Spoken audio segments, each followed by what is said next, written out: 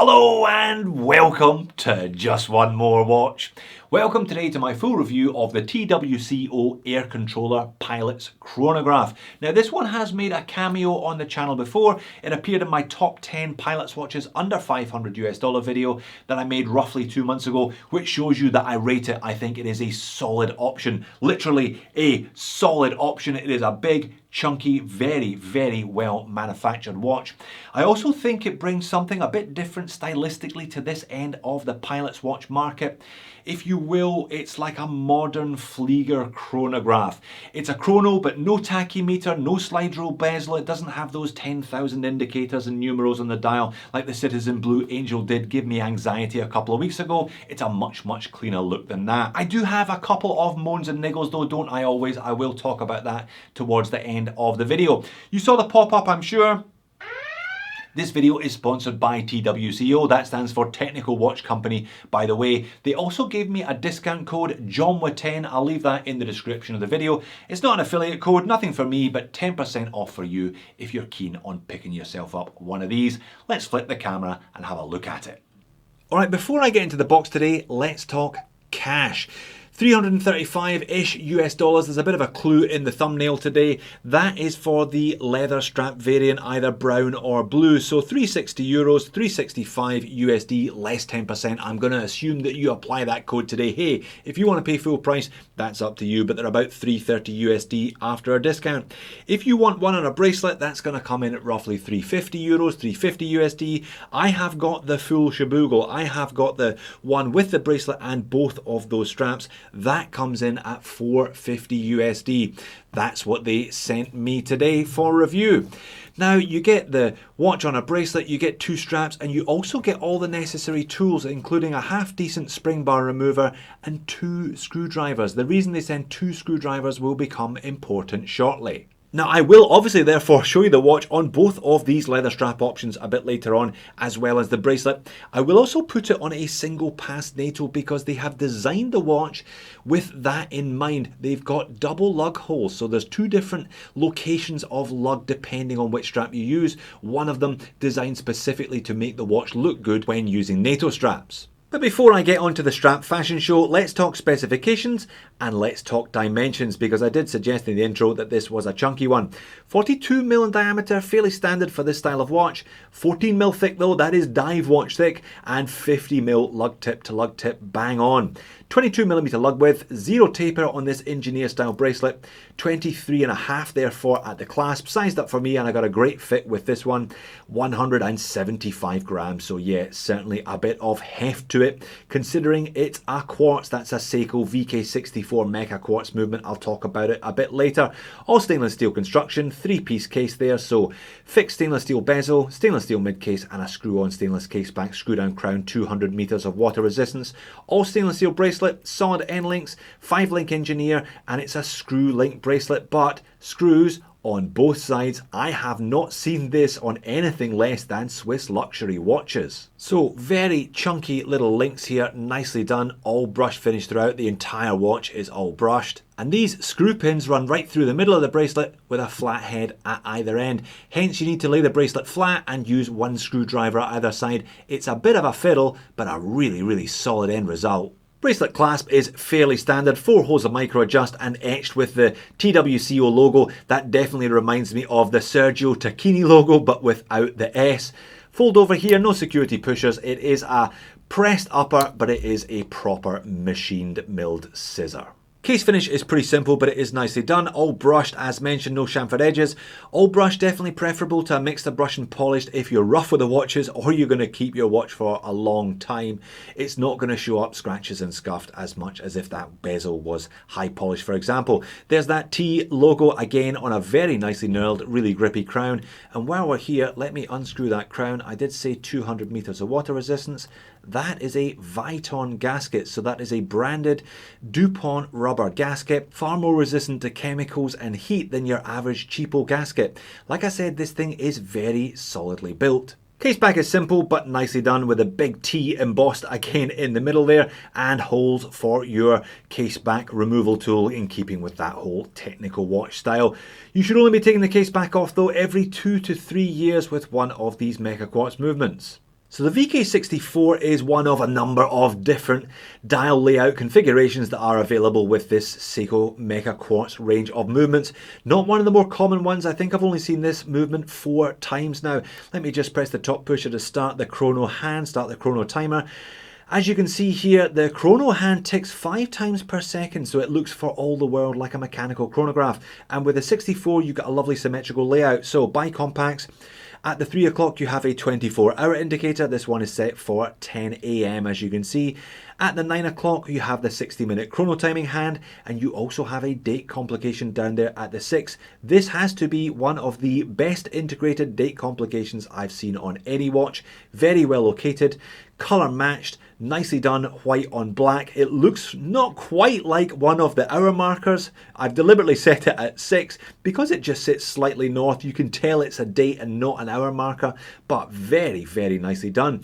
The one thing you don't get with the VK64 though is a ticking second hand.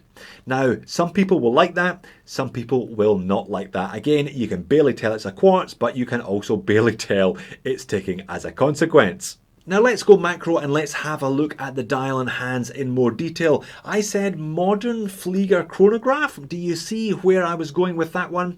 I love the stark white on black. Dial is matte black and you've got those blacked out center sections of all 3 of the main hands.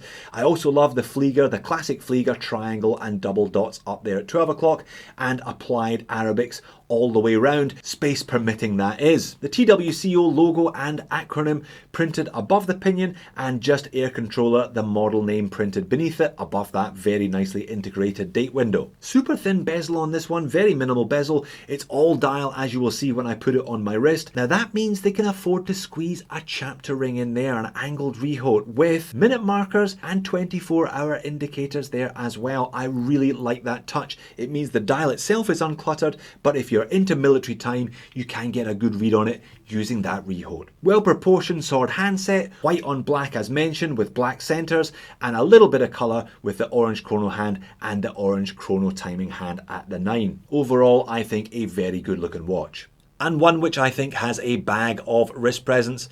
42, but in some ways it looks a little larger because of the minimal bezel. It is all dial, this one. All brush finished, love that engineer bracelet. Everything looking pretty good. As you can see, it sits flat on me, 14mm thick, but no bobble because it's quartz. It's got that flat case back and there's just enough downturn on the lug so that it fits my 7-inch wrist nicely. Overhead legibility, not a problem from where I'm standing anyway, and it looks like a big watch because of that big dial. White on black, super legible, and enough colour there just to take the edge off it. Alright, strap fashion show time, and I'll show you this honey coloured one first because I think it tones in nicely with the 2 orange chronograph hands. Good hardware here, it's a butterfly clasp. We have all brushed again to match the watch, and the T and the TWCO etched in there, and this is German made leather. Well, that's the black one. If you just don't do colour, I do like the fact that they have it cross-stitched. Again, that goes with the kind of Flieger style here. It also takes a chunk of weight off down to 109 grams from 175 grams. And that's that nice touch of the double drilled lugs. They're not so far apart that you can see the top one when you're using the bottom one, but it will certainly help when I fit the NATO. I don't always choose a NATO, but when I do, I choose a single pass. Not massively into NATOs, but occasionally I wear one, and I like these single pass ones because they add less bulk to the underside of the watch. 14mm thick, that is a good thing. Also, those second drill lug holes mean it looks more integrated, less likely to bobble. Overall, a good piece of design. Outside natural light, you can really see the blue tones to the anti-reflective undercoating on that domed sapphire crystal. You can also see the distortion. It does make the dial look a little bit odd from some angles, as you can see those hands morphing depending on how you look at it. When I get the watch on wrist though, it is nicely balanced. I think the chunky engineer balances out the fairly chunky head of the watch well, and 50mm lug to lug sounds a lot, but it's really wearable, especially with that engineer end link to the bracelet. So chunky, well made, robust, nicely done with the Viton gaskets and the double lug ends, cracking engineer bracelet with those 2 screws as well, but I do have a few moans and niggles. And the first is that rather odd piece of sapphire. I think it's a bit of an odd choice. Not sure why they didn't go for flat. It's not an overtly vintage style watch or a dressy style watch that I would normally advocate putting a piece of doming on. And I think that distortion doesn't really do the legibility of the watch any favours, and neither does that bright blue anti-reflective waterproof coating. I would have preferred to see clear coat and a flat sapphire crystal. I think that would have suited the watch overall a little better. Second moan is the end links. They do help the watch wear well on wrist, but they do stick out a little bit from the case. I'm sure with a couple of tweaks they could get that to look more integrated. The third moan is the bracelet clasp. How often do I moan about bracelet clasps? It does actually look integrated, the brushing's nice and it's got that kind of streamlined integrated look. However, there's no indent there for your thumbnail and that is sharp. Overall, it's not that comfortable in use. That is just pressed. They could have done with a slightly better quality one, I'm sure. That wouldn't have broken the bank and it would have gone with the overall quality that is evident in that bracelet and in the head of the watch itself. And my fourth complaint is the lume. For want of a better word, it's terrible. It looks okay now after I charge it up with a UV torch and turn out the light, but you see that distinct granular texture to the hour hand and the minute hand. I haven't seen that in ages. It's a long time since I've seen a watch that looked like that. What that means is when you turn the speed up, the hands basically vanish. Not great. The indices, the Arabics are still there, the little markers as well, but the hands are gone. Therefore, the lume is terrible. So where does that leave us then? Well, it leaves us with a watch that isn't far off being fantastic for the money.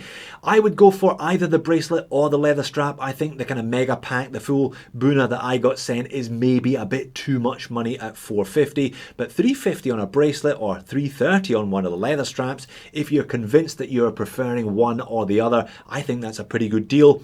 A few minor tweaks and this would be a killer chrono. As it is, it's certainly solid enough and well made enough to be worth considering, but just not quite as good as it could and should have been.